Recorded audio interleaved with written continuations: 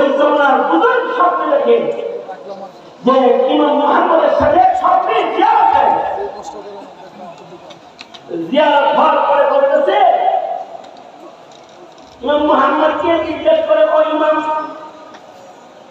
আপনার তো ইন্তেকাল হয়েছে? জি, ইন্তেকাল হয়েছে। আল্লাহ আপনার সাথে কি মুআমালা করেছে?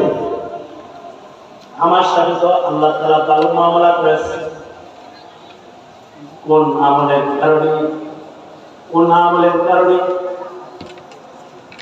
ইমাম মুহাম্মদ বলে, ইমামে আযম আবু হানিফা রাহমাতুল্লাহর ছাত্র হয়ে ইলম শিখার বরকত, আমি যে ইলম শিখছি, ইলমে দ্বীন শিখছি, ইলমে দ্বীন শিখার কারণে, আমার ইলমের কারণে আল্লাহর পক্ষ থেকে বলা হয়েছে, মুহাম্মদ যাও ইলম শিখছিলা এই কারণে